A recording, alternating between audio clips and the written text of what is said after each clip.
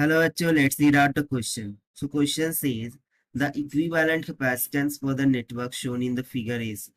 So यहाँ पर आप हमने देख सकते हैं कैपेसिटिव नेटवर्क दे रखा है C 4C and here the 400 volt plus minus is connected. So हमें इसका इक्विवेलेंट कैपेसिटेंस निकालना है. So basically ये जो 400 volt plus minus यहाँ पर इसे दे रखा है. So it's just for confusion.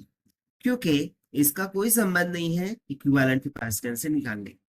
क्योंकि जब हम इक्विवेलेंट कैपेसिटेंस को निकालते हैं तब इस पोटेंशियल सोर्स हो या फिर करंट सोर्स हो उसको हम रिमूव कर देते हैं सर्किट से और फिर जो भी है पॉइंट से हम इस साइड में देखते हैं.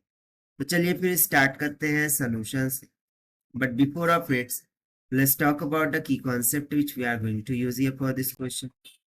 अब यदि मैं मान capacitors are connected in series so उसके लिए इक्विवेलेंट कैपेसिटेंस हो जाएंगी 1/CS is equals to 1/C1 plus में 1/C2 प्लस में it will be up to that जितनी भी कैपेसिटेंस होंगी उतनी. उस तरीके से सेकंड फॉर्मूला होगा capacitance are connected in parallel so उसके लिए कॉम्बिनेशन फॉर्मूला हो जाएगा C1 plus C2 plus up to that dash. तो बस इन्हीं फॉर्मूलाज का हम यहाँ पर यूज करेंगे.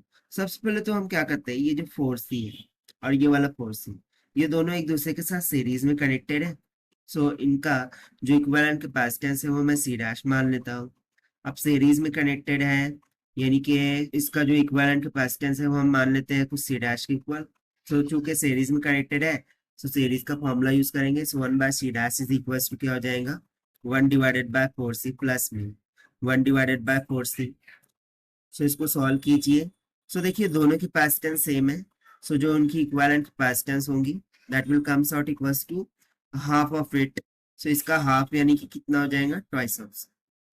अब ये जो C डैश कैपेसिटेंस है ठीक है देखिए ये जो C डैश कैपेसिटेंस है ये C के साथ पैरेलल में जुड़ जाएगा. सो रुकिए हम सर्किट को बनाकर देख लेते हैं. देखिए कुछ इस तरीके से सर्किट हो जाएगा.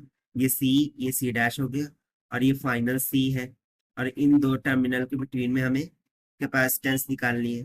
तो सबसे पहले तो फिर हम C डबल डैश निकाल लेते हैं which will be the parallel combination of this C and C dash. So it will be equals to C plus me C dash that will be equals to C plus me twice of C.